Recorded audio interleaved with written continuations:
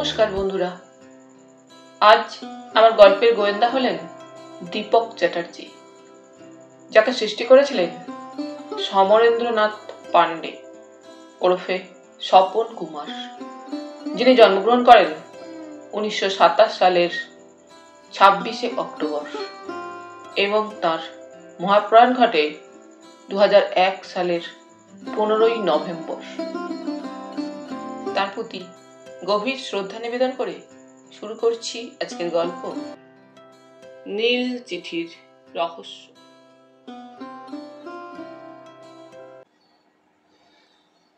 সামনের হেডলাইটে জঙ্গলটা আলোকিত হয়ে উঠেছিল বেশ স্পষ্টভাবে। আলো পড়ল হঠাৎ কি একটা বস্তু। মোটরের আরোহী চমকে উঠে গাড়ির গতি রুদ্ধ করল। ছুটে এলো সে মৃতদেহের কাছে। মোটরের হেডলাইটটা জ্বালাই ছিল, তা সত্ত্বেও সে একটা টর্চ গাড়ি থেকে এনেছিল। ভালো করে তাকিয়ে দেখলো সে দেহটা, তারপর নাকের কাছে হাত দিল। না, লোকটার দেহে প্রাণ নেই। মাথার খুলিটা ফেটে থেতলে গেছে। পরনে ডাক হরকরার পোশাক। একটু দূরেই পড়ে আছে তার ব্যাগটা, তার একটু দূরে সাইকেলটা। সবকিছু দেখে মোটরের আরোহী বুঝতে পারল যে ডাক হরকরাকে মাথায় কোনো ভারী বস্তু দিয়ে আঘাত করে হত্যা করা হয়েছে। সে চিন্তিত হলো। এখন এ বিষয়ে কিছু একটা করা তার অবশ্য কর্তব্য। তন্ন তন্ন করে সে আলো ফেলে দেখতে লাগলো মৃতদেহটা। হঠাৎ নজরে পড়ল যে মৃতদেহের বাঁ চোখে একটা আলপিন বেঁধানো, আর তার সঙ্গে একটা ছোট্ট কাগজ লাগানো। সেই কাগজটার বুকে লাল রঙের একটা ক্রস চিহ্ন আঁকা। ভালো করে সেটা দেখলো মোটরের আরোহী। বুঝতে পারল এটা কোনো একটা দস্যু দলের বা গুপ্ত চক্রান্তকারী দলের সাংকেতিক চিহ্ন। মোটর আরোহী মনে মনে তার কর্তব্য স্থির করে ফেলল। সে মোটরে উঠে যে পথে এসেছিল সেই পথেই ফিরে চলল। কিছুটা এগিয়ে জঙ্গল পার হয়ে একটা গ্রামের প্রান্তে এলো সে। একটা ছোট্ট দোকান। দোকানটা মুদিখানার, তার সঙ্গে সংলগ্ন একটা পানের দোকান। একটি 15-16 বছরের ছোকরা আর একজন প্রৌঢ় লোক বসে আছে দোকানে। মোটর আরোহী গাড়ি থেকে নেমে বললে, এই পথে কেউ পুলিশ কনস্টেবল থাকে? হ্যাঁ স্যার। কোথায়? কিছুটা এগিয়ে বাঁ হাতের গলিটাতে থাকে কনস্টেবল লক্ষ্মণ সিং। ঠিক আছে। সে গাড়ি নিয়ে চলল সোজা লক্ষ্মণ সিং এর বাড়ির দিকে। লক্ষ্মণ সিং এর বাড়ি খুঁজে পেতে তার দেরি হলো না। লক্ষ্মণ একটা খাটিয়াতে বসে হিন্দি একটা রামায়ণ পড়ছিল সুর করে। লক্ষ্মণ! আগন্তুক ডাকলো। কে বাবু আপনি? আমি বেড়াতে এসেছিলাম পলাশপুরে, কিন্তু পথে জঙ্গলের মধ্যে এই অঞ্চলের ডাক পিয়নের মৃতদেহ পড়ে থাকতে দেখলাম, তাই। সে কি বাবু? হ্যাঁ, তার নাম জানো? জানি, রামলাল। তাকে কে মারলো জানি না, পাশে তার ব্যাগ আর সাইকেলটা পড়ে আছে। ঠিক আছে, চলুন, আমি পোশাক পরে নিচ্ছি। দেরি করো না।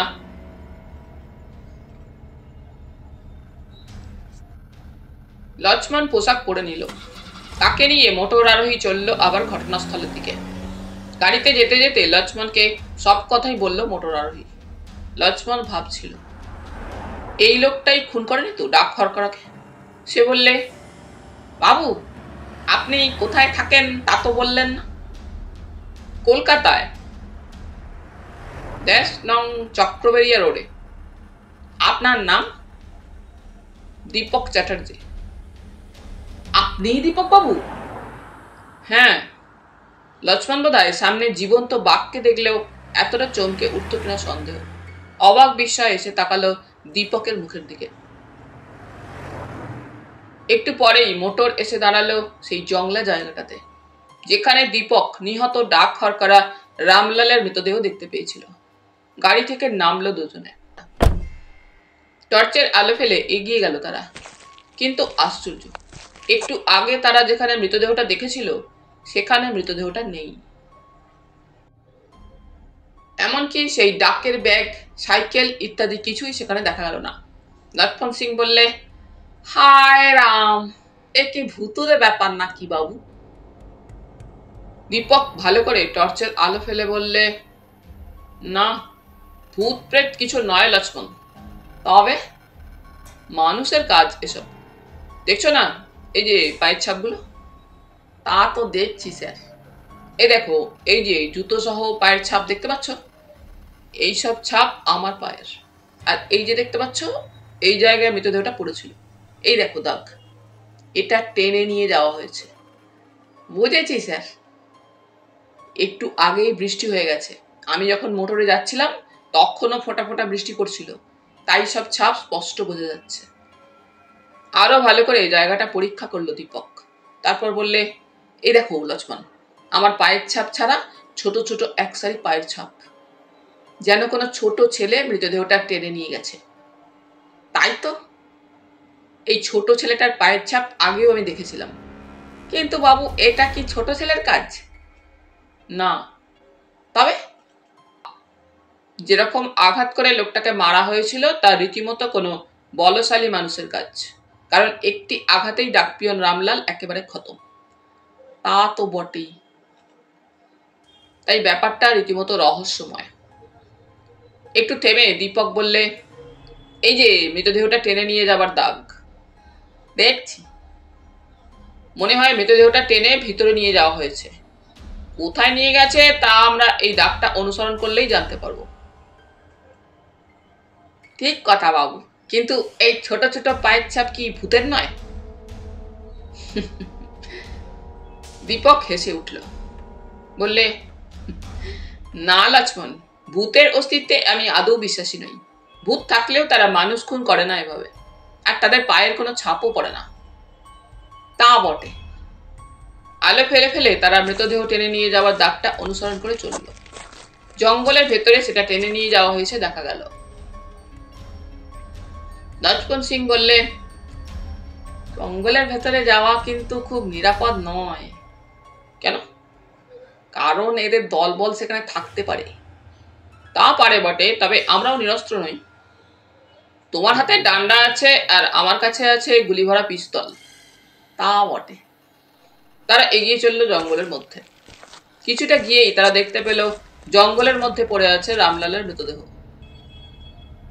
ওই যে ওই যে, লক্ষ্মণ জোরে জোরে বললে।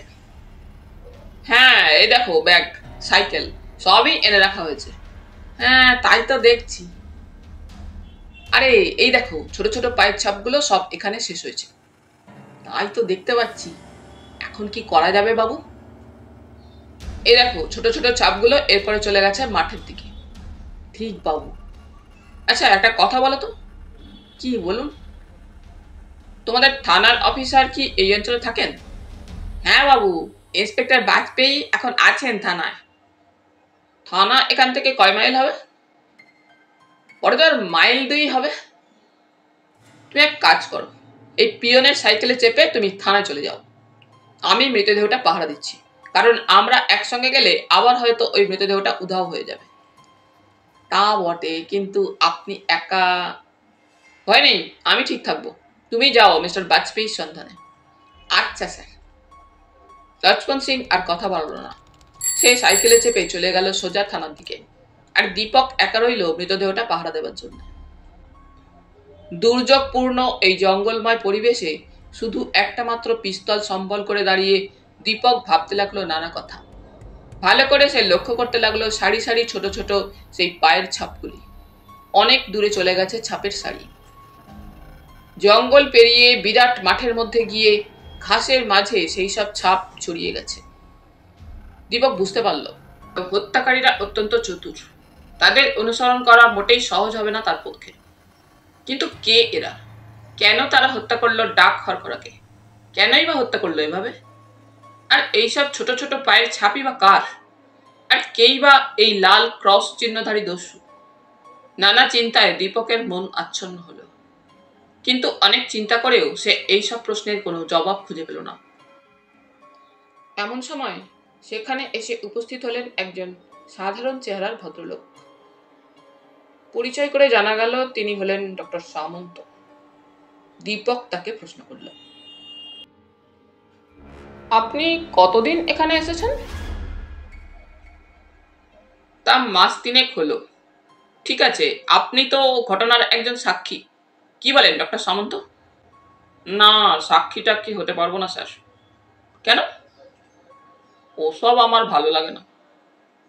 কিন্তু এমন কিছু জটিল ব্যাপার তো নয়, একজন ডাক হরকরাকে কে বা কারা হত্যা করেছে এই জঙ্গলের মধ্যে। তা বটে, কিন্তু এইসব ঝামেলায় আমি জড়াতে চাই না, আমি নিরীহ মানুষ। তা বটে। দীপক কিছু বললে না, কিন্তু তার মনের মধ্যে নানা চিন্তা খেলা করতে লাগলো। বিনা কারণে ডক্টর সামন্ত হঠাৎ এখানে এসে উপস্থিত হলো কেন? কি তার স্বার্থ? স্বেচ্ছায় তিনি বেড়াতে বেড়াতে এসেছেন তা তো মনে হয় না। তবে দীপক চিন্তা করতে থাকে। ডক্টর সামন্ত বলে, চুপটি করে কি ভাবছেন? চলুন থানায় একটা খবর দেওয়া যাক। খবর দিয়েছি। দিয়েছেন? হ্যাঁ, কিন্তু পুলিশ টুলিশ তো দেখছি না। না, কারণ পুলিশের লোক এসেছিল, আবার চলে গেছে বড় অফিসারকে ডেকে আনতে। তাই নাকি? তবে তো অনেক কাণ্ডই ঘটে গেছে এখানে। তা ঠিক, কিন্তু ওসব ঘটনার মূল কারণ কি তা বুঝতে পারছি না। ডক্টর সামন্ত মৃতদেহটির দিকে তাকালো, তারপর বললে, লোকটির চোখে এটা কি লাগানো আছে? যারা হত্যা করেছে তারাই এটা লাগিয়ে রেখে গেছে মনে হয়।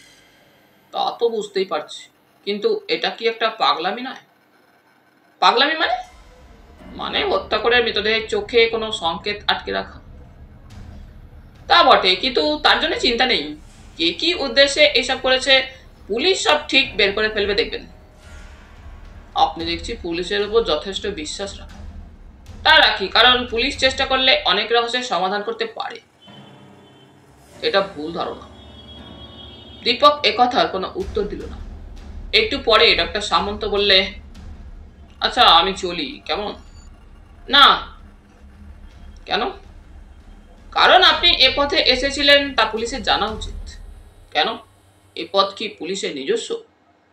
তা নয়, তবে ঠিক আছে, পুলিশ এলে আমার নাম ঠিকানা তাদের জানাবেন, আমি চলি। বলে ডক্টর সামন্ত ধীর পায়ে প্রস্থান করল। দীপক বাধা দিল না।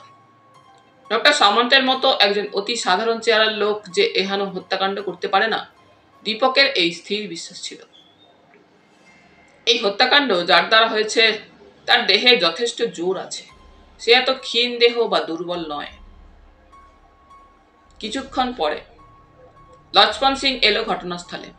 তার সঙ্গে ছিল police inspector mister Bajpayee. Lakshman Singh mister বাজপেয়ীর সঙ্গে দীপকের পরিচয় করিয়ে দিল। দীপক বললে সবকিছু। পরিশেষে বললে, আমি এখানে রিটায়ার্ড মিলিটারি অফিসার ক্যাপ্টেন বাসুর বাড়িতে অতিথি হিসাবে এসেছি। কদিন থাকবেন? 3-4 দিন তো বটেই। দীপকের কলকাতার ঠিকানা নিয়ে নিল মিস্টার বাজপেয়ী। তারপর বললে, আপনাকে আর বিরক্ত করব না, আমি আসতে পারি তো? হ্যাঁ। আচ্ছা একটা কথা, ডক্টর সামন্ত বলে কাউকে কি আপনি চেনেন নাকি? ডক্টর সামন্ত? হ্যাঁ, তিনি মাস 3 হলো এখানে এসেছেন, থাকেন রানীগঞ্জে। না, চিনি না তাকে, হয়তো এখনো পরিচয় হয়নি তার সঙ্গে। কিন্তু কেন?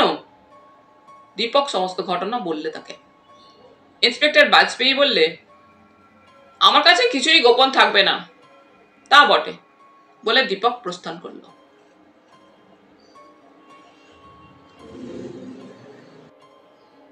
দীপক যে বাড়িতে অতিথি হয়েছিল সেই ভদ্রলোকটি হলো military retire officer captain Basu. Captain Basu দীর্ঘদিন মিলিটারিতে ছিলেন। সামান্য অবস্থা থেকে তিনি কর্মদক্ষতার গুণে এত বড় অবস্থায় উন্নীত হন। তারপর তিনি রিটায়ার করেন প্রায় 35 বছর বয়সের সময়। রিটায়ার করার পরেও তিনি রেঙ্গুনে একটা বড় প্রাইভেট ফার্মে মোটা বেতনে তাদের পরিচালনার কাজ করতেন। তিনি আজীবন অবিবাহিত ছিলেন, কিন্তু প্রায় 45 বছর বয়সে তিনি রেঙ্গুনে একটি পরমা সুন্দরী নারীর প্রেমে পড়েন। সেই মহিলার নাম হলো রমলা। রমলার বয়স তখন বড়জোর 25 হবে। সেই অপরূপ রূপ লাবণ্যবতী নারী কেন যে হঠাৎ তার মতো একজন প্রৌঢ় লোককে বিয়ে করে বসলো, তা সত্যি একটা রহস্য। ক্যাপ্টেন সেনের বন্ধু বান্ধবরা ভেবেছিল বৃদ্ধস্ব তরুণী ভাজ্য যেমন হয় তেমনই হবে রমলা। কিন্তু আশ্চর্য, বিয়ের পরেও দেখা গেল রমলা সত্যি ক্যাপ্টেন বাসুকে খুব ভালোবাসে। বন্ধু বান্ধব সকলেই দেখতে পেল যে তারা দুজনে বেশ সুখী দম্পতির মতো আদর্শ জীবন যাপন করে চলেছে। দীপক ক্যাপ্টেন বাসুর সঙ্গে পূর্বেই পরিচিত ছিল বেশ ভালোভাবেই। রমলার সঙ্গে দীপকের পরিচয় ছিল। সে তাকে জানতো শুধু ক্যাপ্টেন বাসুর বন্ধু হিসেবে, কিন্তু দীপক যে একজন খ্যাতনামা প্রাইভেট ডিটেকটিভ তা সে জানতো না। দীপক তাদের বাড়িতে এসে দেখতে পেল তারা দুজনেই খুব ব্যস্ত। ক্যাপ্টেন বাসুর বাড়িতে আজ আরো 2 জন অতিথি এসেছেন, তাই তিনি ব্যস্ত। ক্যাপ্টেন দীপককে দেখে খুশি হলো, বললে, আসুন, কি সৌভাগ্য, আমাদের গৃহ আজ আনন্দ মুখরিত হয়ে উঠবে দেখতে পাচ্ছি। দীপক বললে, এদিকে পথে একটা বিপদ হয়ে গেল, তাই আসতে দেরি হলো। বিপদ? হ্যাঁ, কি ব্যাপার বলুন তো? দীপক সব ঘটনা তাদের দুজনের কাছে বর্ণনা করলো সংক্ষেপে। সব শুনে ক্যাপ্টেন বাসু বললেন, আশ্চর্য ব্যাপার তো, তা এখানে পুলিশ কি কোনো কিনারা করতে পেরেছে? তা তো জানি না। সত্যি অদ্ভুত ঘটনা। ডাক করা রামলালকে আমি চিনি, লোকটা সত্যি খুব ভালো ছিল, তার এমন বিপদ হলো কেন? লোকটা ওপথে আসছিল বোধহয় আমার বাড়িতেই চিঠি দিতে। তা হবে। আমার এখানে 2 জন গেস্ট আছে, চলুন তাদের সঙ্গে আপনার পরিচয় করিয়ে দিই। চলুন। দীপক তার ব্যাগটা বাইরের ঘরে রেখে ক্যাপ্টেন বাসু আর রমলার সঙ্গে পাশের ঘরে গেল। সেখানে 2 জন বসেছিল। একজন ক্যাপ্টেন বাসুর ভাইয়ের ছেলে সৌমেন, তাকে দীপক চেনে। অন্যজন দীপকের অপরিচিত। ক্যাপ্টেন বাসু তার সঙ্গে দীপকের পরিচয় করিয়ে দিয়ে বললে, ইনি হলেন রমলার বন্ধু এবং বর্তমানে আমাদের বন্ধু, বিখ্যাত ধনী ব্যবসায়ী মিস্টার গণেশ ভর। দীপক নমস্কার করল। তিনিও প্রতি নমস্কার জানালেন। দীপক দেখতে পেল মিস্টার ভর যেন একটা বিরাট চলন্ত মাংস স্তূপ। তিনি খুব লম্বা নন, দোহারা চেহারা, তবে অত্যন্ত মোটা। ওজন বোধহয় 3 মণের কাছাকাছি হবে। দীপক পথের মধ্যে যে ঘটনা দেখেছিল তা ক্যাপ্টেন বাসু তাদের কাছেও বর্ণনা করলেন। সব শুনে মিস্টার ভর বললেন, পিয়নটা বোধহয় এ বাড়িতেই আসছিল। তা হতে পারে। তার কাছে যে ব্যাগটা পাওয়া গেছে তাতে কি কোনো চিঠিপত্র ছিল নাকি? তা ছিল। সে সবগুলো কি হলো? সেগুলো পুলিশ নিয়ে যাবে, পরে নিশ্চয়ই তা বিলি করা হবে। তা বটে। রমলা বললে, ইন্সপেক্টর বাজপেয়ী কি তার তদন্ত শেষ করেছেন? না। তবে তিনি এখনো ওই কাজে ব্যস্ত আছেন। ক্যাপ্টেন বাসু রমলার দিকে চেয়ে বললেন, এবারে আমাদের সন্ধ্যার খাবার আর চা দিতে বলো বেয়ারাকে। আচ্ছা, বলে রমলা চলে গেল। একটু পরে চা ও খাবার এলো। সকলে খাওয়া দাওয়া নিয়ে ব্যস্ত হয়ে পড়ল। দেখতে দেখতে কিছুক্ষণ কেটে গেল। এমন সময় একটা মোটর গাড়ি এসে দাঁড়ালো তাদের বাড়ির সামনে। জানালার ফাঁক দিয়ে ক্যাপ্টেন দেখে বললেন, অবনী এলো। দীপক বললে, অবনীকে? উনি একজন ভালো বিলিয়ার্ড প্লেয়ার, আমার সঙ্গে মাঝে মাঝে খেলে ক্লাবে। বোধহয় আজ খেলার জন্যই ডাকতে এসেছেন। তা হতে পারে, রমলা বলল। একটু পরে অবনী ঘরে প্রবেশ করল। দীপক দেখল তাকে। বেশ স্বাস্থ্যবান সুপুরুষ ভদ্রলোক, পরনের দামি স্যুট। অবনী বললে, আপনাকে ইনভাইট করতে এলাম মিস্টার বাসু, আজ খেলা বেশ জমবে। কিন্তু আমি আজ আর খেলবো না। কেন? আমার বাড়িতে কজন গেস্ট এসেছে, তাছাড়া আমার মনটাও আজ ভালো নেই। সে কি, কেন? শুনলাম একটু আগে আমার বাড়িতে চিঠি বিলি করার পথে ডাকপিয়ন রামলাল খুন হয়েছে। লোকটা বড় ভালো ছিল। তাতে কি, এ ব্যাপারে আপনার মন খারাপ হওয়া উচিত নয়। এমন সময় রমলা বললে, এটা কাজ করলে হয় না? ক্যাপ্টেন বাসু বললেন, কি কাজ? তোমরা ক্লাবে খেলতে যাও, আমি ততক্ষণ অসুস্থা শ্রীমতী মায়া ঘটককে একটু দেখে আসি। তিনি বারবার করে যেতে বলেছেন। তুমি যাবে? হ্যাঁ, যাওয়া উচিত। তা বটে। তুমি তাহলে অবনীবাবুর গাড়িতে ক্লাবে যাও, আমাদের গাড়ি নিয়ে আমি ঘুরে আসি। ক্যাপ্টেন বাসু হেসে উঠলেন। দীপক বললে, চলুন আমরাও আপনার সঙ্গে ক্লাবে যাই। যাবেন? হ্যাঁ, আপনারা কে কেমন খেলেন দেখা যাবে। কটার মধ্যে ফিরবেন? রাত 10টা নাগাদ ফিরব। তবে ঠিক আছে, এখন তো সবে 8টা বাজে। চলুন তবে। সৌমেন বললে, আমিও যাব। তারা সকলে বেরিয়ে গেল। এবারে মিস্টার ভর বললেন, তাহলে আপনিও ঘুরে আসুন রমলা দেবী। আমি একা? একা নয় না, তবে আপনিও সঙ্গে চলুন। আপনার সঙ্গে সময় কাটাবো বলেই তো ওদের কাটালাম আমি। তাই নাকি? সত্যি বলছি। আপনি তাহলে আমাকে একটু নেক নজরে দেখেন। নিশ্চয়ই। দুজনে বেরিয়ে এলো। রমলা চাকরকে গাড়ি বের করতে বললে। গাড়ি বের হলে দুজনে তাতে চেপে বসলো। রমলা বসলো মিস্টার ভরের পাশে। মিস্টার ভর ড্রাইভারের আসনে বসে গাড়িতে স্টার্ট দিল। গাড়ি ছুটে চলল রমলার নির্দেশিত পথে দ্রুত গতিতে। গাড়ির মধ্যে মিস্টার ভর রমলাকে বললে, সত্যি তুমি আমার তৃষ্ণার্ত হৃদয়কে শান্ত করবে রমলা? সত্যি। কিন্তু শেষ পর্যন্ত তোমার সব কথা একটা ব্যর্থ আশ্বাসে পর্যবসিত যেন না হয়। না, তা হবে না আশা করি, বলে রমলা মিষ্টি করে হাসল। সত্যি তোমাকে এখনো যুবতী, মানে পরিপূর্ণ যুবতী বলা চলে। আর ওই ক্যাপ্টেন তো বৃদ্ধ। একটু থেমে মিস্টার ভর বললেন, ক্যাপ্টেন তোমাকে বিয়ে করার পরই রিটায়ার করে কতদিন এখানে বাড়ি কিনে বাস করতে শুরু করেন? তা প্রায় 1 বছরের কাছাকাছি তো হবেই। এমন সময় গাড়ি নির্দিষ্ট স্থানে এসে পড়ল। রমলা বললে, গাড়ি থামাও। এখানে? হ্যাঁ, ওই তো মিসেস ঘটকের বাড়ি। ঠিক আছে, তুমি গাড়িতে একটু বসো, আমি চট করে ওর সঙ্গে দেখা করে আসি। ঠিক আছে। মিস্টার ভর বসে রইলেন গাড়িতে। রমলা নেমে চলে গেল। চুপচাপ গাড়িতে বসে রইলেন মিস্টার ভর। মনে মনে তিনি রমলাকে ঘিরে একটা বিরাট কল্পনার প্রাসাদ গড়তে লাগলেন। রমলার মতো নারীর সঙ্গে অবৈধ প্রণয়ে আনন্দ আছে, সুখ আছে, জীবন তার ধন্য। কিন্তু যা কিছু করতে হবে সব অতি সাবধানে, যেন ক্যাপ্টেন বাসু কিছু টের না পান, তাহলেই সর্বনাশ। এইসব নানান রঙিন কল্পনার রসে তার সারা মন ভরপুর হয়ে ওঠে। কিন্তু হঠাৎ মিস্টার ভরের চিন্তা সূত্র কেটে গেল। কে যেন আচমকা মিস্টার ভরের পেছন থেকে তার গলা চেপে ধরল 2টি হাত দিয়ে। চমকে উঠে মিস্টার ভর বাধা দিতে গেলেন তাকে, কিন্তু লোকটার দেখে যেন অসুরের শক্তি। তিনি প্রচন্ড ধস্তাধস্তি করেও তার সঙ্গে এড়ে উঠতে পারলেন না। ধীরে ধীরে মিস্টার ভরের শরীরের শক্তি কমে এলো, দম বন্ধ হয়ে এলো। তিনি জ্ঞান হারিয়ে ফেললেন, লুটিয়ে পড়লেন সেখানে। সেই 2টি হাতের মালিক দ্রুত গতিতে মিস্টার ভরকে আষ্টে পৃষ্ঠে বেঁধে ফেললো। তারপর মুখে কাপড় জড়িয়ে মুখটা বেঁধে ফেললো সে দ্রুত হাতে। ক্যাপ্টেন বাসু দীপকদের সঙ্গে বাড়ি ফিরলেন রাত প্রায় 11টা নাগাদ। বাড়ি ফিরে তিনি দেখতে পেলেন যে রমলা বাইরের ঘরে বসে আছে। রমলা তাদের দেখে বলল, আচ্ছা মিস্টার ভর কি তোমাদের ক্লাবে গেছেন? না তো। সে কি কথা? সে কোথায় গেছে? ব্যাপার কি? ব্যাপারটা আগাগোড়াই অদ্ভুত। তার মানে? মিস্টার ভর আমার সঙ্গে গেল, আমি গিয়েছিলাম মিসেস ঘটককে দেখতে।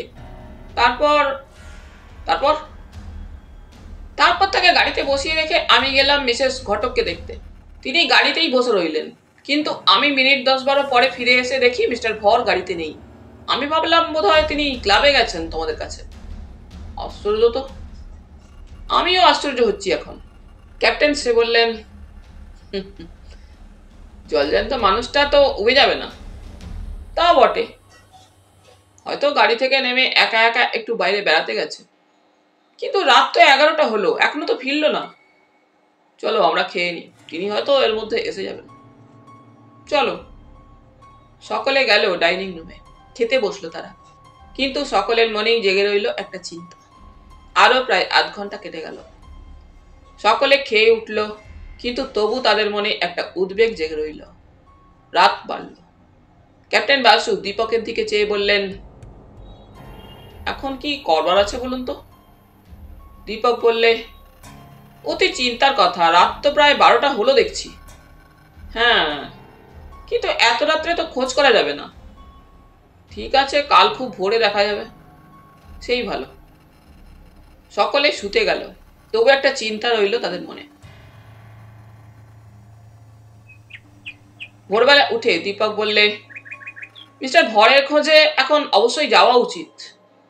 ক্যাপ্টেন সেন বললেন, ঠিক আছে দেখুন। দীপক তখন রমলাকে বললে, একটা কথা বলুন, আপনি ফিরে এসে কি দেখেছিলেন বলুন তো? দেখলাম তিনি নেই, তিনি একটা চুরুট খাচ্ছিলেন, সেটা পড়ে আছে গাড়ির মধ্যে, তখনও সেটা জ্বলছিল, আমি সেটা ফেলে দিলাম গাড়ি থেকে। চুরুটটা জ্বলছিল? হ্যাঁ। তার মানে অন্য আছে, তিনি কোথাও গিয়েছিলেন মনে হয়। ঠিক তাই, কিন্তু চুরুটটা গাড়ির বাইরে না ফেলে ভেতরে ফেললেন কেন? তা তো বটেই। আমার কি মনে হয় জানেন? কি মনে হয়? এক বা একাধিক লোক তাকে জোর করে ধরে নিয়ে গেছে। সে কি কথা? রমলা আর ক্যাপ্টেন বাসু একসঙ্গে চমকে উঠলেন। ক্যাপ্টেন বাসু বললেন, এখন তাহলে কি করা যাবে? আমি একবার ঘটনাস্থলটা দেখে আসি। সেই ভালো, তারপর আপনি পুলিশে জানাতে পারেন। ঠিক আছে। তখনই দীপক তার গাড়িতে রমলাকে নিয়ে গেল ঘটনাস্থলে। কিন্তু সেখানে কোনো সূত্রই মিলল না। দীপক নরম মাটিতে পায়ের চিহ্ন কিছু মেলে কিনা দেখতে লাগলো। গত রাত্রে যেখানে গাড়িটা দাঁড়িয়েছিল সেখানে ভালো করে দেখলো দীপক। ঘাসের মধ্যে পায়ের ছাপ কিছুই দেখা গেল না। দীপক হতাশ ভাবে বলল, সত্যিই তো বড়ই আশ্চর্যের বিষয়। তা বটে। আচ্ছা একটা কথা বলুন, আপনি এখান থেকে সোজা নিজেই গাড়ি চালিয়ে বাড়ি ফিরে যান তো? হ্যাঁ। কটায়? 9টায় বাড়ি পৌঁছেছিলাম। দীপক আর কোনো প্রশ্ন করল না, রমলাকে সঙ্গে নিয়ে বাড়িতে ফিরে এলো। বাড়ি ফিরে এসে দীপক ক্যাপ্টেন বাসুকে থানায় পাঠালেন খবর দিতে। ক্যাপ্টেন থানায় যাবার আগে দীপককে বললেন, একটা গোপনীয় কথা ছিল। বলুন। ও পাশে চলুন। ঘরের বাইরে এসে দীপক বললে, একটা কথা ক্যাপ্টেন। বলুন। আমি নিশ্চিত বুঝতে পারছি যে এর মধ্যে কোনো দুষ্কৃতকারীর হাত আছে।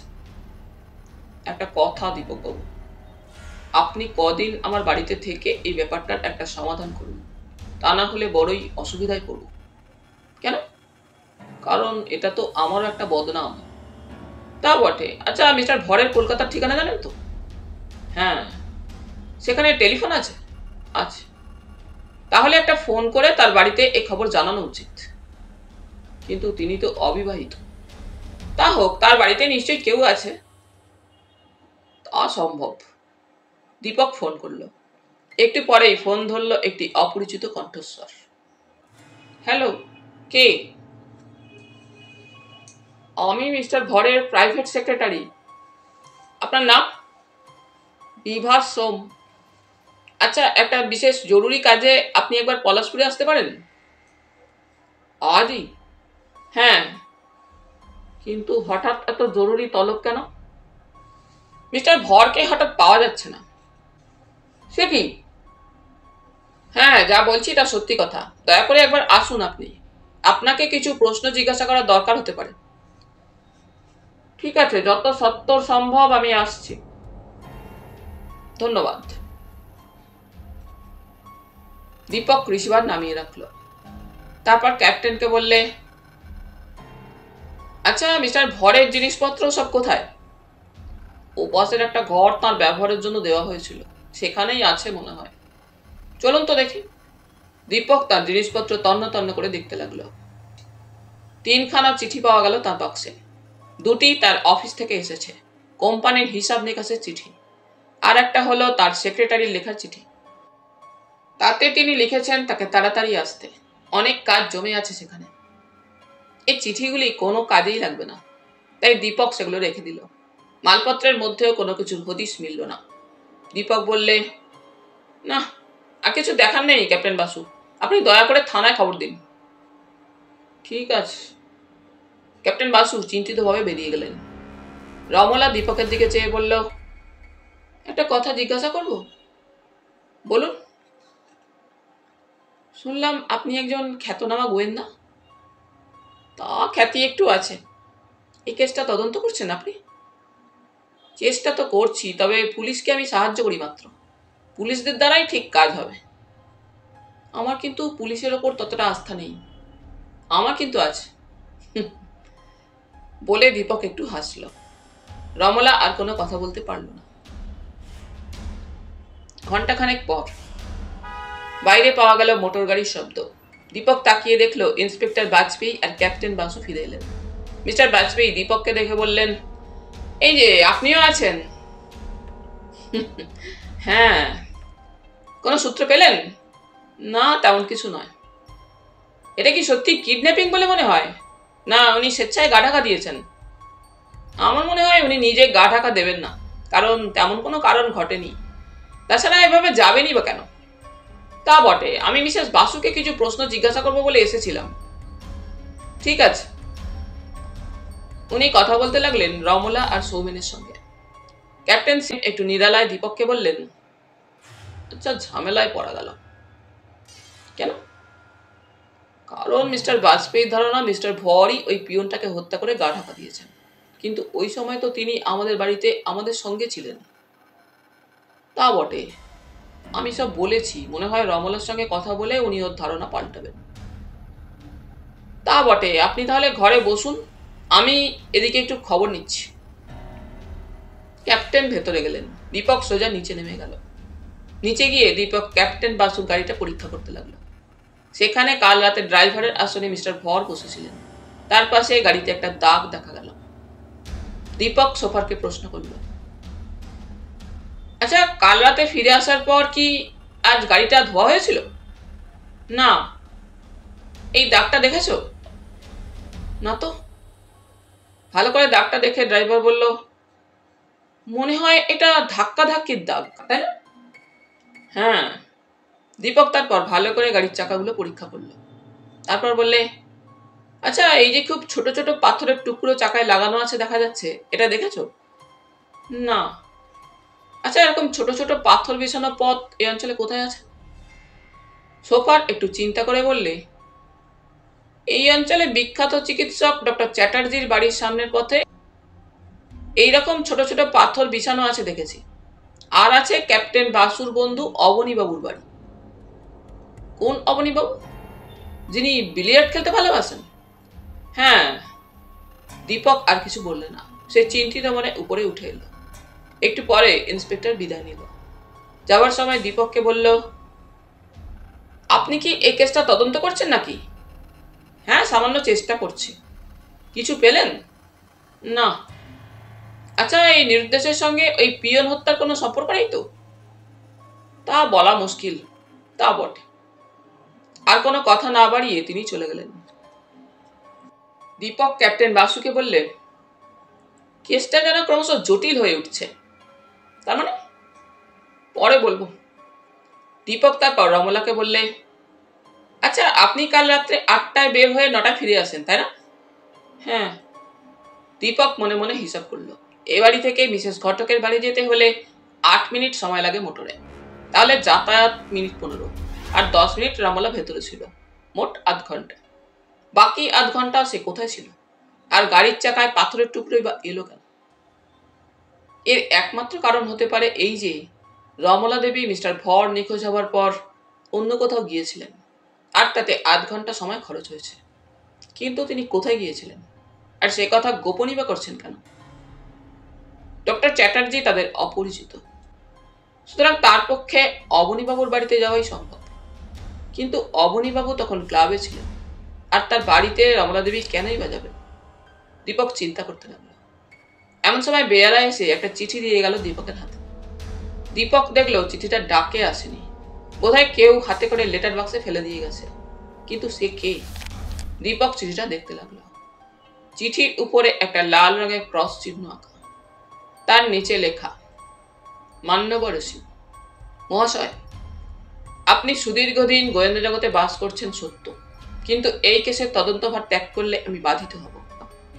আশা করি আমাদের নিজস্ব ব্যাপারে মাথা ঘামাবেন না, তাহলে নিজের জীবনকে বিপন্ন করবেন। আপনার জীবন মূল্যবান মনে করি, আর আমরা জীবন নিয়ে ছিনিমিনি খেলতে অভ্যস্ত, তাই সাবধান, এ ব্যাপারে গোয়েন্দাগিরি বন্ধ করুন।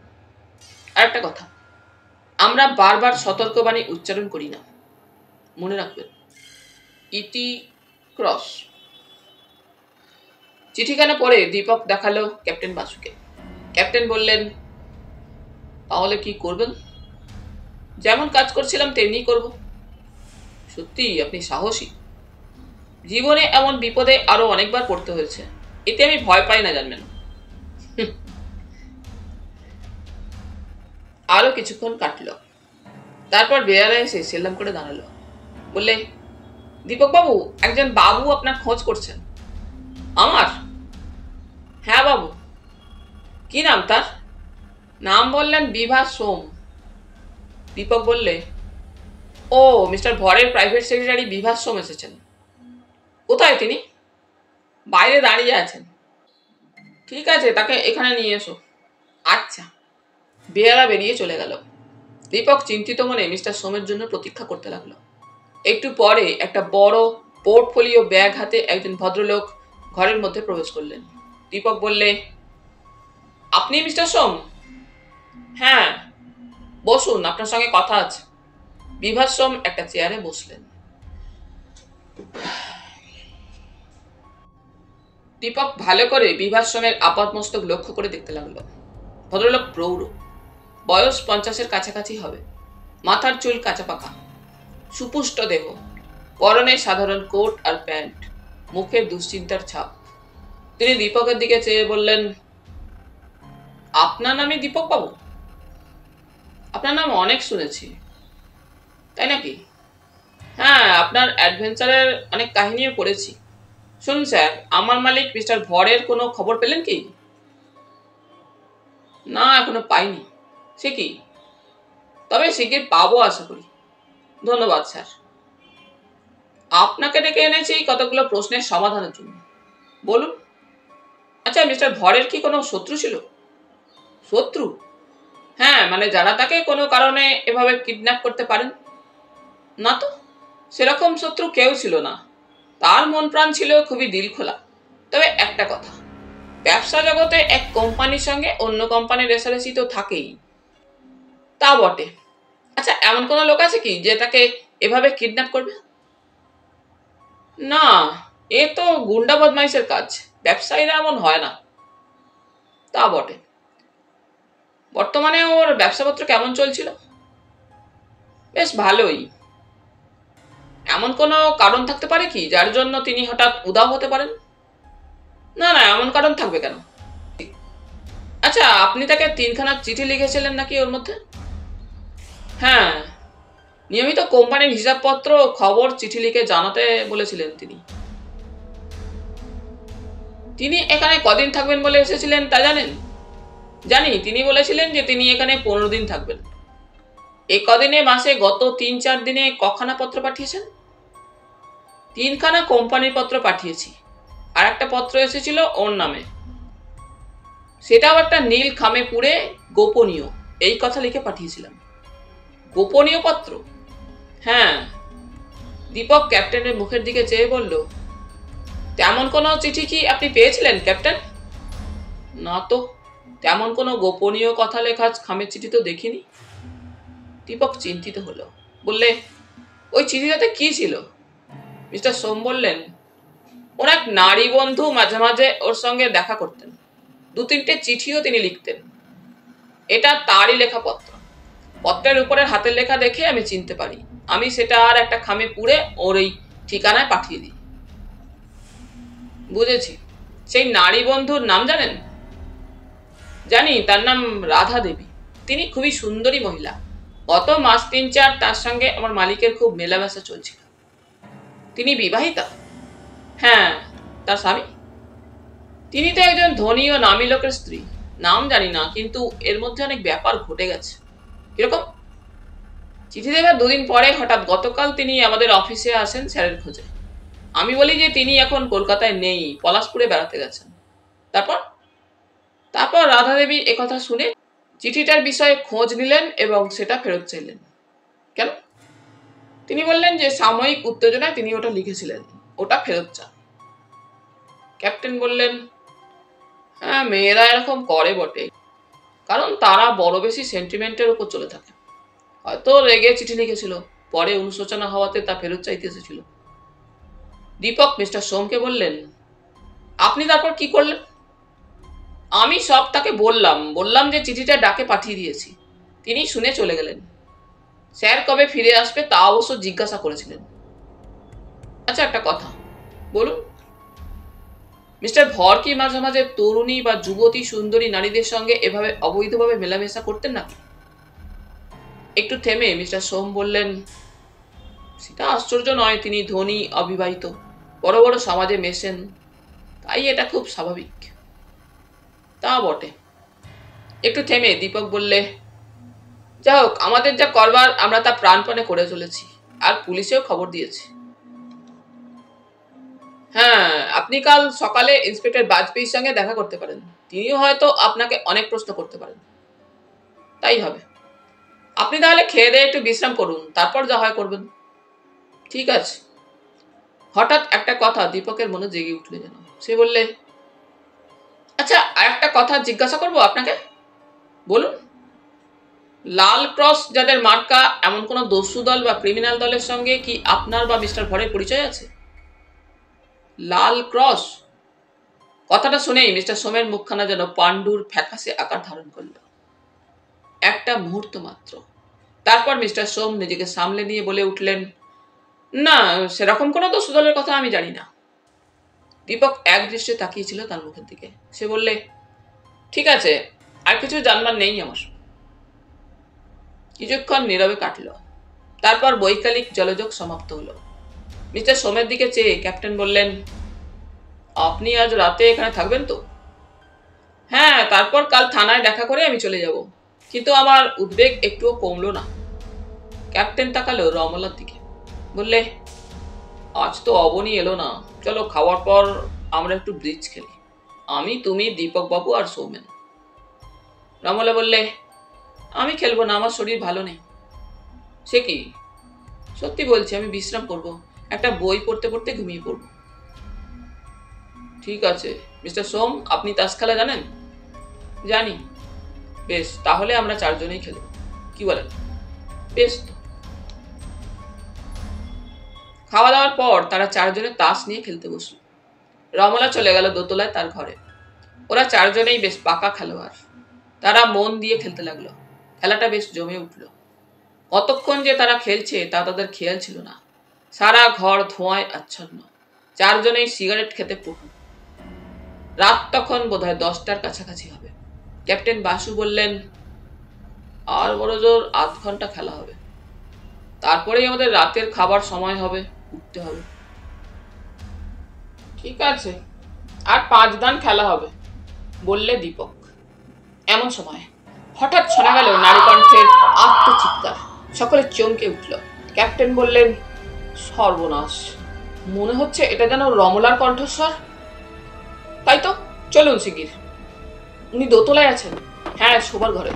দীপক, ক্যাপ্টেন আর সৌমেন ছুটে চলল রমলার ঘরের দিকে দোতলায়। মিস্টার বিভাসম উদ্বিগ্ন মুখে নিচের ঘরেই বসে রইলেন। সকলের আগে ছুটে গেল সৌমেন।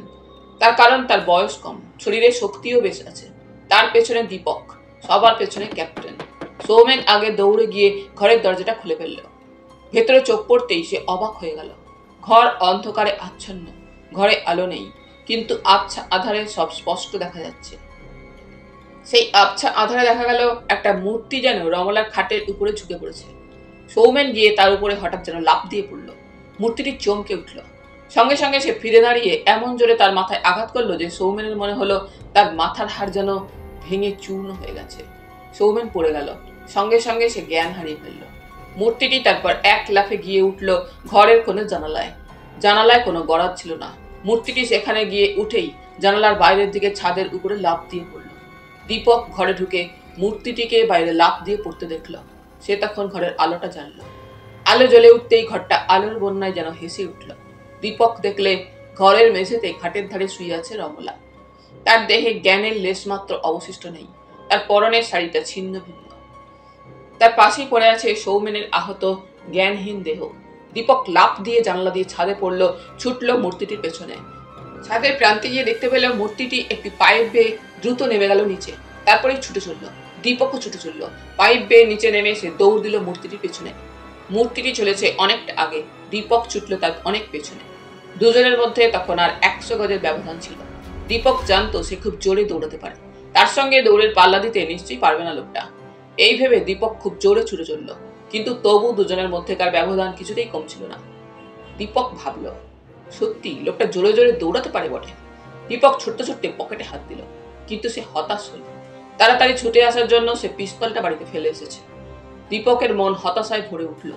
আরেকটু তৈরি হয়ে তার অনুসরণ করা উচিত ছিল, তবু যা হয়ে গেছে আর তো তার কোনো চারা নেই। দীপক তাই ছুটে চলল মূর্তিটার পেছনে। সুদীর্ঘ সময় ধরে দীপক ছুটে চলল মূর্তিটার পিছনে। তার মনের মধ্যে যেন একটা উগ্র কৌতূহলের সঞ্চার হলো। আজ সে নিশ্চয়ই এই রহস্যের কিনারা করতে পারবে বলে তার আশা হলো। অনেকক্ষণ ধরে দৌড়ে তারা প্রায় 60 মাইল পথ পার হয়ে গেল। চারদিকে ঝোপ জঙ্গল, মাঠ কিংবা জলা, কোথাও জনমানবের সাড়াও পাওয়া যায় না।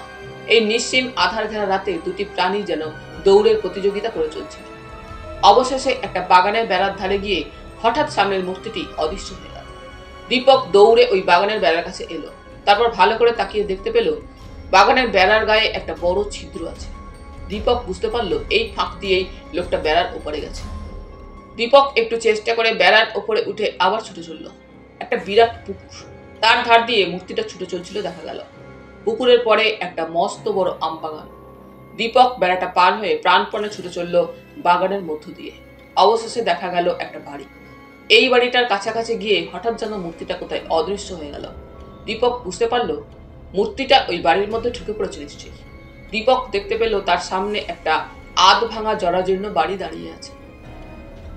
দীপক বাড়ির পেছন থেকে সামনের দিকে গেল। এবারে দেখতে পেল বাড়ির সামনের দিকে একটা ছোট নেমপ্লেট লাগানো আছে। তাতে লেখা ডক্টর সামন্ত, চিকিৎসক ও শল্য বিশারদ। দীপক চিন্তিত হল। সে তাহলে ছুটতে ছুটতে 8 মাইলেরও বেশি পথ অতিক্রম করেছে, কিন্তু মূর্তিটা কোথায় গেল? সে কি এই ডক্টর সামন্তের বাড়িতেই ঢুকলো নাকি? কিন্তু কি তার উদ্দেশ্য? ওই মূর্তিটা নিশ্চয়ই ডক্টর সামন্ত নয়। ডক্টর সামন্তের মতো রোগা লোক এত দ্রুত এই বিরাট লম্বা পথটা ছুটে আসতে পারবে না। তাহলে? দীপক ভাবছিল নানা কথা। এমন সময় শোনা গেল মোটর গাড়ির শব্দ। দীপক দেখতে পেল একটা গাড়ি আসছে এই বাড়িটার দিকেই। দীপক সরে গেল। একটা জঙ্গলের আড়ালে লুকিয়ে এসে দেখতে লাগলো একটা মোটর গাড়ি ধীরে ধীরে এগিয়ে আসছে। চারিদিকে আঁধার। গাড়িটাও সামনের আলো বা ভেতরের কোনো আলো জ্বালায়নি। তার মানে গাড়ির যাত্রী নিজের অস্তিত্বের কথা গোপন রাখতে চায়। দীপক ভাবছে এ কি রহস্য। হঠাৎ দেখা গেল গাড়ি থেকে একজন স্বাস্থ্যবান দোহারা চেহারার লোক নেমে বাড়িটার দিকে এগিয়ে গেল। এত রাত্রে ডক্টর সামন্তর সঙ্গে এভাবে দেখা করতে এলো কে? কি তার উদ্দেশ্য? উদ্দেশ্য যাই হোক, তা নিশ্চয়ই শুভ নয়, তা ঠিক। কয়েক মিনিট কাটলো। লোকটা দ্রুত পায়ে বাড়িটার গেটের দিকে গিয়ে কলিং বেলটা টিপল। সঙ্গে সঙ্গে দরজা খুলে গেল। লোকটা বাড়ির মধ্যে ঢুকে গেল, যেন সে বাড়ির সঙ্গে অতি পরিচিত। সে ভেতরে অদৃশ্য হয়ে গেলে আরো কিছুক্ষণ চুপ করে দাঁড়িয়ে রইল দীপক। কিন্তু তবু সেই পলাতক মূর্তিটার কোনো রহস্যই সে ভেদ করতে পারল না। আরো কয়েক মিনিট কাটলো। দীপক ভালো করে বাড়িটার উপর নজর রাখলো। সে মনে মনে ভাবতে লাগলো নানা কথা। সেদিন ডাক পিয়নের মৃতদেহের কাছেই সে সন্দেহজনকভাবে ডক্টর সামন্তকে ঘুরতে দেখেছে। আজ আবার দেখতে পাচ্ছে সেই ডক্টর সামন্তের বাড়ির কাছে এসে রমলাকে যে আক্রমণ করেছিল সে অদৃশ্য হয়ে গেল। আবার দেখা গেল একটা দীর্ঘদেহী বলশালী অজানা লোক গাড়ি করে এত রাত্রে গোপনে এসে ডক্টর সামন্তের সঙ্গে দেখা করছে। তবে কি ডক্টর সামন্তের সঙ্গে এই লাল ক্রস চিহ্নধারী দলটির কোনো সম্পর্ক আছে? হয়তো তাই। এখন কি করবে ভাবতে লাগলো দীপক। হঠাৎ একটা চিৎকার তার কানে এলো। কে যেন অতি করুণ স্বরে কাঁদছে। কান্নার এক টানা শব্দ। তারপরে আসছে একটা পুরুষ কণ্ঠের ধমক। দীপক ভাবতে লাগলো, এত রাত্রে এ বাড়িতে কোন নাটকের অভিনয় হচ্ছে তা কে জানে। তার কৌতূহল হল। ভাবলো যেমন করেই হোক এ বাড়িতে ঢুকতে পারলে রহস্যের সূত্র কিছু মিলতে পারে। কিন্তু এই বাড়িতে প্রবেশ করা সত্যি খুব বিপজ্জনক সন্দেহ নেই। দীপক তাই নানা কথা চিন্তা করে। তারপর ভাবে তাকে বাড়ির মধ্যে ঢুকতেই হবে। বিপদের ভয়ে সে এই সময় চুপ করে বসে থাকতে পারে না। তাকে এক্ষুনি ব্যবস্থা করতে হবে। দীপক বাড়িটার পিছন দিকে গেল, কারণ সামনে দিয়ে সহজে ঢোকার পথ নেই। পেছনে কাটা তারের বেড়া, সেই বেড়াটা লাফ দিয়ে পার হলো। তারপরেই বাগান, তারপরে একটা প্রাচীর, প্রাচীরের পাশে একটা গাছ। দীপক গাছে চড়ে প্রাচীরের মাথার কাছে উঠে তারপর লাফ দিয়ে প্রাচীরের ওপরে পড়ল। সামনের উঠোনটা পার হয়ে বাড়ির ভেতরে উপস্থিত হলো সে। একতলার সবকটি ঘর অন্ধকার। দোতলার ঘরে আলো জ্বলছে মনে হলো যেন। দীপক একটি ঘরের দরজা খুলে তার মধ্যে ঢুকে পড়ল নিঃশব্দে। ঘরে কেউ নেই। ঘরের একটা টেবিলের নিচে চুপচাপ বসে রইল দীপক। ভাবলো দোতলার ঘরের আলো নিভলে, অর্থাৎ জাগ্রত মানুষেরা ঘুমোলে সে তার কাজে অগ্রসর হবে। তার আগে সাবধানে কাজ করতে হবে, তা না হলে বিপদ ঘটতে পারে। মিনিট করে কি আধ ঘন্টা কাটলো। দোতলার ঘরের আলোটা নিভে গেল। সারাটা বাড়ি গভীর আঁধারে আচ্ছন্ন হলো। দীপক নিশ্চিন্ত হলো। এত বড় বাড়িতে তখন একটা লোকও আর জেগে বসেনি। সে বের হয়ে এলো ঘর থেকে। বের হবার আগে টর্চের আলো দিয়ে দেখলো এটা রান্না ও খাবার ঘর। সে অন্য দুটো ঘর তালাবন্ধ দেখতে পেল। সেগুলো খুলল না। সে দোতলায় ওঠার জন্য সিঁড়ির কাছে গেল। এমন সময় হঠাৎ সে শুনতে পেল একটা পায়ের শব্দ। দুপ দাপ করে একটা মানুষ যেন তার দিকে এগিয়ে এসেছে। দীপক সরে একটা দালান ঘেঁষে দাঁড়ালো। লোকটার মুখোমুখি হওয়ার জন্য সে তৈরি হলো, কিন্তু লোকটা যেন থেমে গেল, আর আসছে বলে মনে হলো। দীপক আবার চলার জন্য যেই এক পা এগিয়েছে, সঙ্গে সঙ্গে একটা মূর্তি যেন তার উপর হঠাৎ ঝাঁপিয়ে পড়ল। দীপক প্রচন্ড বেগে শত্রুর সঙ্গে যুদ্ধ করার জন্য তৈরি হলো। সেও বেশ শক্তিশালী, কিন্তু তার শত্রু এমন জোরে তাকে জড়িয়ে ধরলো যে দীপক তার দেহের শক্তির পরিমাণের কথা চিন্তা করে অবাক হলো। দীপকের হাতটা মুক্ত ছিল, তাই দিয়ে সে প্রাণপণ শক্তিতে মূর্তিটার দেহে আঘাত করতে লাগলো। কোন জায়গায় যে মারছে তা দীপক মোটেই জানে না। সে অবিরাম ঘুষি মেরে চলেছে, তবু একটিও কাতর শব্দ করল না সে। অথচ এমন জোরে সে দীপককে চেপে ধরলো যেন তার দম বন্ধ হয়ে আসছিল। তারপর আচমকা দীপকের পেটে যেন প্রচন্ড একটা আঘাত এসে পড়ল। দীপক দালান ঘেঁষে দাঁড়িয়েছিল বলে সে পড়ে গেল না। দীপক বুঝলো লোকটা তার মাথা দিয়ে দীপকের পেটে প্রচন্ড আঘাত করেছে। দীপক অসহ্য যন্ত্রণায় আর্তনাদ করে পড়ে গেল। সঙ্গে সঙ্গে দীপকের মাথায় আর একটা আঘাত এসে পড়ল। সেই আঘাতে দীপক জ্ঞান হারিয়ে লুটিয়ে পড়ল। কতক্ষণ যে কেটে গেছে তা দীপক জানতো না। ধীরে ধীরে দীপকের জ্ঞান ফিরে এলো। সে তাকালো চোখ মেলে। সারাটা দেহেই যেন অসহ্য যন্ত্রণা। দুটি হাত উঁচুতে তুলে দুদিকে দুটি কড়ার সঙ্গে সে আটকানো আছে। দুটি কড়াই দেওয়ালে আবদ্ধ। দীপক পা নাড়ল। পা দুটো মুক্ত, তবে হাত আটকানো থাকায় সে অজ্ঞান অবস্থাতেও দণ্ডায়মান ছিল। সে হাত দুটো ধরে টানল, কিন্তু এত সুদৃঢ়ভাবে তার দালানে আটকানো যে তা খোলার কোনো সুযোগ দেখতে পেল না দীপক। দীপক ভাবতে লাগলো কি করা যায়। না, মুক্তির কোনো আশা নেই। সে চিন্তা করতে লাগলো কিভাবে একটা মূর্তিকে অনুসরণ করতে করতে সে প্রায় বাড়ির সামনে এসে বন্দী হয়েছিল। সব কথা তার মনে পড়ল। সে ভাবলো নিরস্ত্রভাবে তার এখানে আসা উচিত হয়নি। এই কাজ করা তার খুব ভুল হয়েছে। তার চেয়ে পিস্তলটা নিয়ে পরে অন্য এক সময় এ বাড়িতে ঢুকলেই ভালো হতো। এমনি নানা চিন্তা করছিল সে। এমন সময় একজন লোক ঘরের মধ্যে প্রবেশ করলো। দীপক দেখলো এই লোকটা ডক্টর সামন্ত। কি খবর, জ্ঞান হলো? ডক্টর সামন্ত প্রশ্ন করল। জ্ঞান হয়েছে তা তো দেখতেই পাচ্ছেন। আপনি যে গোয়েন্দা তা প্রথম দিন দেখেই সন্দেহ করি, পরে ঠিক ঠিক জানতে পারি। তা আমার প্রেরিত চিঠিটা পছন্দ হয়নি বোধহয়, তাই প্রাণ দেবার জন্য এত আগ্রহ। আমি স্বেচ্ছায় এখানে না এলে আমাকে ধরা তোমার সাধ্য ছিল না। তা তো হলো, কিন্তু আসল কথা তো বললে না। কেন এই বাড়িতে ঢুকেছো সত্যি বলো। সত্যি বলছি, একটা কান্না শুনে ঢুকেছি। তা নয়, একটা মূর্তিকে অনুসরণ করে তুমি এখানে এসেছো, তাই না? কেন? আমি কোনো অন্যায় কাজ করিনি। আমাকে ছেড়ে দাও এক্ষুনি, তা না হলে কিন্তু তোমাকে এর ফল ভোগ করতে হবে। তাই নাকি? কিন্তু আমি এসবে ভয় পাই না, বুঝলে? বলে সে ডাক দিল হঠাৎ, বোম্বা, এই বোম্বা। সঙ্গে সঙ্গে শোনা গেল থপ থপ শব্দ। একটা মূর্তি ঘরের মধ্যে প্রবেশ করল। মূর্তিটির দিকে তাকিয়ে দীপক যেন বিস্ময়ে হতভম্ব হয়ে পড়ল। লোকটি বেঁটে, বড়জোর উচ্চতা হবে 4.5 কি 4.5 ফুট। গায়ের রং হলুদ, মানে চীনাম্যানদের মতো তার গায়ের রং। পা দুটি ছোট ছোট, চোখ দুটো ছোট, নাক খেঁদা, ঠোঁট দুটো ঝুলে পড়েছে যেন। কিন্তু তার দেহের পেশিগুলি দেখে বুঝতে পারা যায় যে সে অতি সহজে একটা গরিলার সঙ্গেও কুস্তি লড়তে পারবে। ছোট ছোট পায়ের চাপের রহস্য এবারে দীপকের কাছে পরিষ্কার হলো। দীপক বললে, এই মানবরূপী দানবটাকে কত বছর ধরে পুষে রেখেছেন? তা কয়েক বছর হলো। এর নাম বোম্বা? হ্যাঁ। এই কি তাহলে ডাকপিয়নকে খুন করেছিল আর রমলা দেবীকে চুরি করে আনবার চেষ্টা করেছিল? ঠিকই অনুমান আপনার। এর সঙ্গে পাল্লা দিয়ে প্রায় 1 মাইল পথ আমি ছুটেছিলাম। এই কথাটাও মিথ্যা অবশ্যই নয়। চা ব্যবসায়ী শ্রী গণেশ ভরকে চুরি করে কোথায় আটকে রেখেছেন বলুন? গণেশ ভর? হ্যাঁ, তাকে চেনেন না? চিনি, কিন্তু তার কথা আমি কিছু বলতে পারবো না। দেখুন, এটুকু বোঝার মতো বুদ্ধি আমার নিশ্চয়ই আছে। আমি জানি গণেশ ভরের কাছে নীল রঙের যে গোপনীয় চিঠিটা আসছিল সেটা চুরি করার জন্যই পিয়নকে হত্যা করা হয়। তাই গণেশ ভরকে যে আপনি জানেন না তা আমি স্বীকার করি না। এমনকি আমি যে কেন এ কেসে কাজ করছি সবই আপনি জানেন। সবই জানি, কিন্তু আপনার এতটা মাথা ঘামিয়ে লাভ কি? লাভ? আপনার মতো অপরাধীকে গ্রেপ্তার করা তো কম লাভ নয়। গ্রেপ্তার? আমাকে? হ্যাঁ। হা হা করে প্রাণ খোলা হাসি হেসে উঠল ডক্টর সামন্ত। তারপর বললে, অদ্ভুত কথা শুনে না হেসে থাকতে পারলাম না। তুমি কিনা ধরবে আমাকে? কি আশ্চর্য কথা শোনালে তুমি, তাই নাকি? নিশ্চয়ই এক্ষুনি আবার অনুচর বোম্বা তোমাকে নির্যাতন করে করে ধীরে ধীরে হত্যা করবে। তোমার আয়ু আর বড়জোর 2-1 ঘন্টা।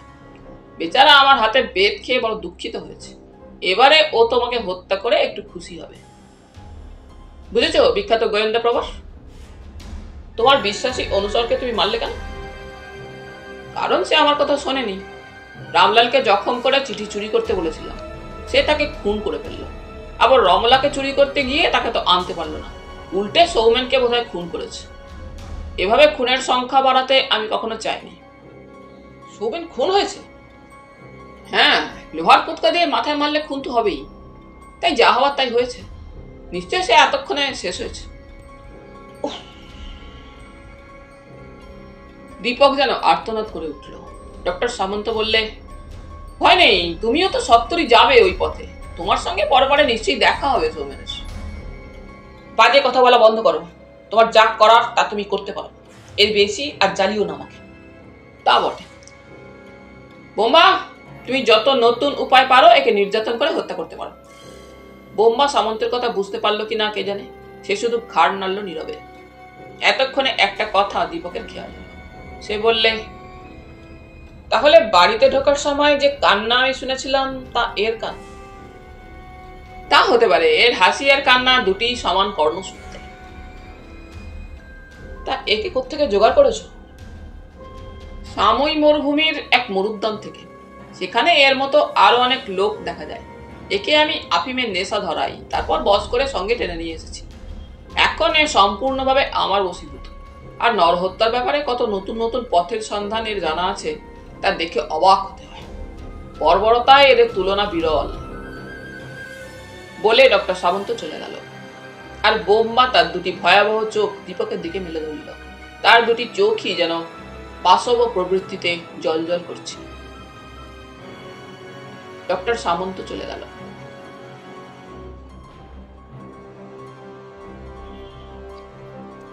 বোম্বা যেন তার চলে যাওয়ার জন্যই প্রতীক্ষা করছিল এতক্ষণ ধরে। এবারে সে সুযোগ পেয়ে গেল। একটা বিরাট বাঁকানো ছোরা সে বের করলো তার পোশাকের মধ্যে থেকে। দীপক ভাবল, সর্বনাশ, এক্ষুনি সে হয়তো ছোরাটা তার দেহে আমূল বৃদ্ধ করবে। কিন্তু সে তা করল না। সে চুপচাপ গেল ঘরের কোণে। সেখানে একের পর এক রাখা ছিল কতগুলি প্যাকিং বাক্স। বোম্বা কটি প্যাকিং বাক্স এনে রাখলো একে একে দীপকের সামনে। দুটি বাক্স রাখতেই সেটা বেশ উঁচু হলো। দীপক সজোরে বাক্সে লাথি মারল, সে দুটো দূরে সরিয়ে দেওয়ার উদ্দেশ্য। কিন্তু সে তা পারল না। বাক্স দুটি এত ভারী যে তার লাথিতে তা সরল না। তারপরেই বোম্বা বাক্সের উপর উঠে দাঁড়ালো। এবার সে দীপকের সমান উঁচু হলো। দীপকের সামনে দাঁড়িয়ে সে আচমকা তার ছুরিটা বের করে দীপকের উপরে জ্যাকেটটা কেটে ফেলল। আগে হাতা, তারপর জ্যাকেট। সেটা কাটা হয়ে গেলে দূরে ছুঁড়ে ফেলে দিল। তারপর জামা গেঞ্জি সব কেটে খুলে ফেলল। দীপকের দেহের উপরার্ধ নগ্ন হয়ে গেল। এবারে বাক্সের উপরে বোম্বা আনন্দে হিহি করে হাসতে লাগলো।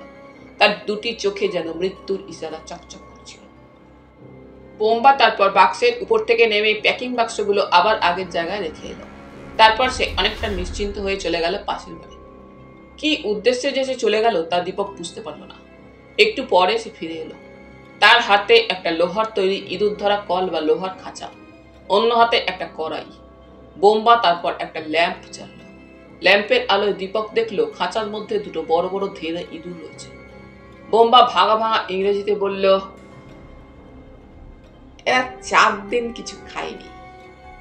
সে তারপর ইঁদুরের খাঁচাটার দরজা খুলে সে দীপকের পেটে চেপে ধরল। ইঁদুর দুটি সঙ্গে সঙ্গে তার পেটে জোরে কামড় দিতে লাগলো।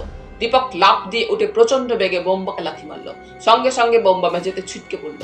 বোম্বা পড়ে গিয়েও তাড়াতাড়ি খাঁচার মুখ বন্ধ করে দিল। কিন্তু তারপর সে আর দীপকের কাছে আসতে সাহস পেল না। সে এগুলো রেখে গেল পাশের ঘরে। খানিকটা শক্ত দড়ি এনে সে দীপকের হাত পা বেঁধে ফেলার চেষ্টা করতে লাগলো, কিন্তু তা পারল না, কারণ দীপকের পা খোলা ছিল।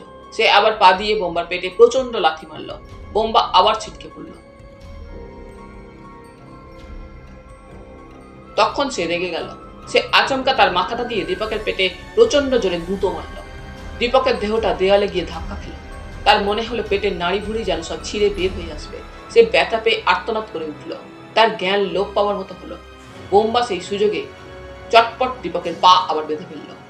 এরপর বোম্বা মেঝেতে বসে কড়াইটার ল্যাম্প দিয়ে গরম করতে লাগলো।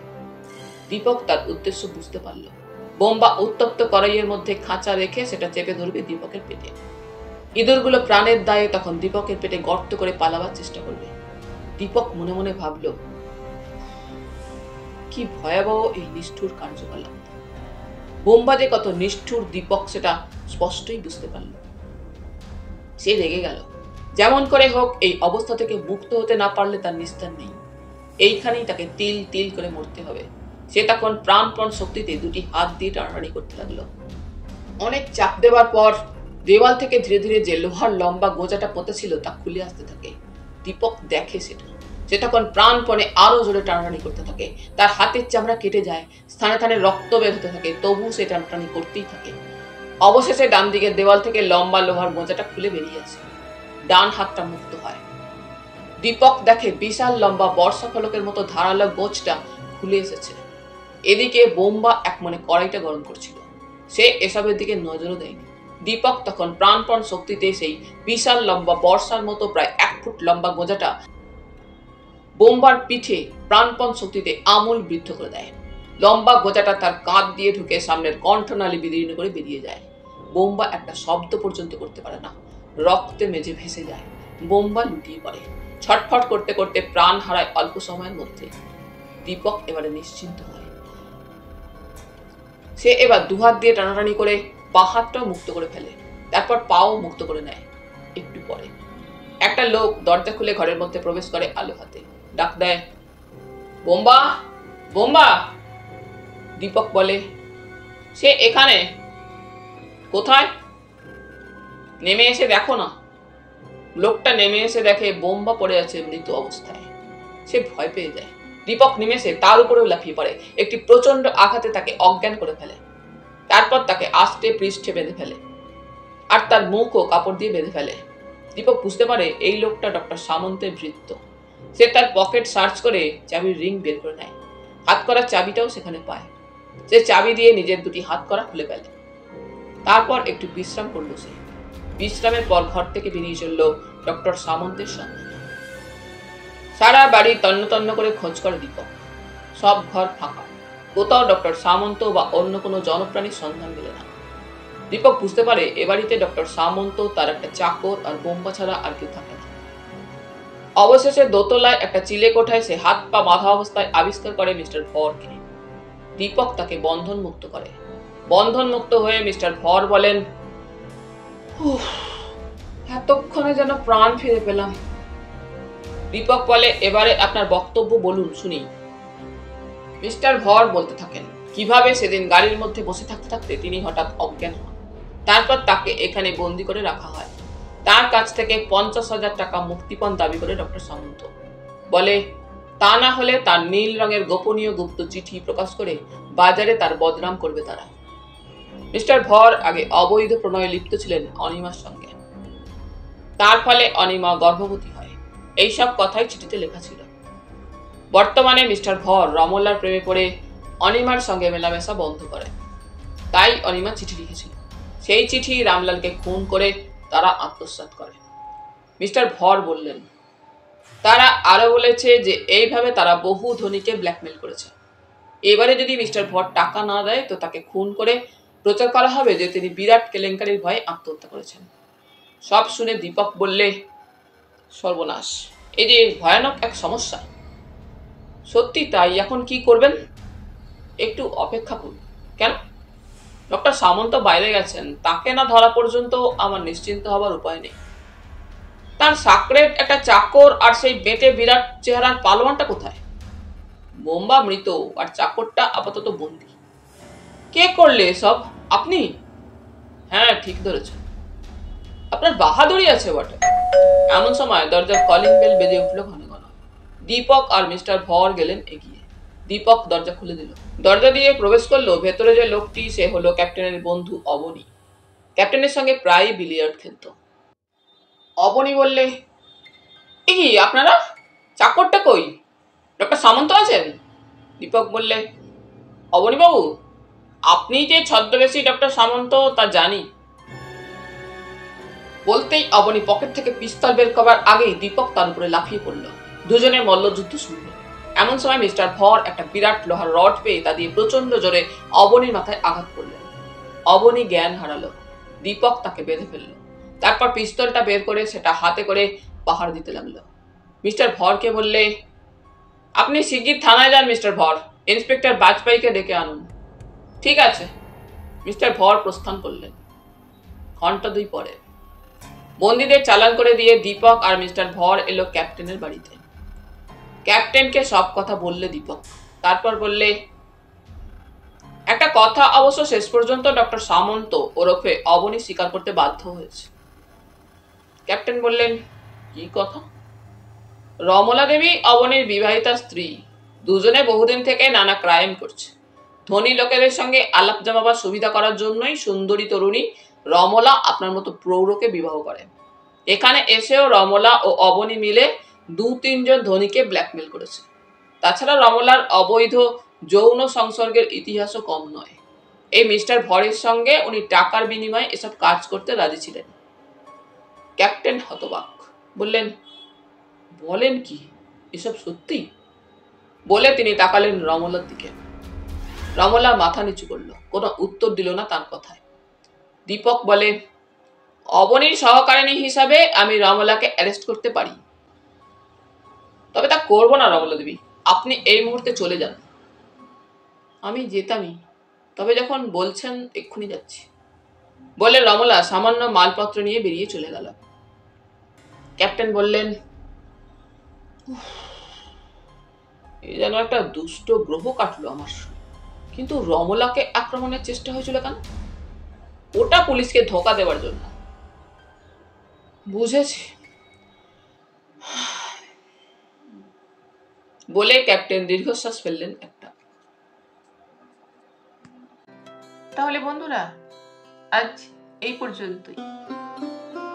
গল্প পাঠ তোমাদের ভালো লেগে থাকলে তোমাদের কাছে আবারও অনুরোধ থাকলো, লাইক, শেয়ার এবং সাবস্ক্রাইব করে তোমাদের মূল্যবান মতামত পাঠানোর জন্য। ধন্যবাদ।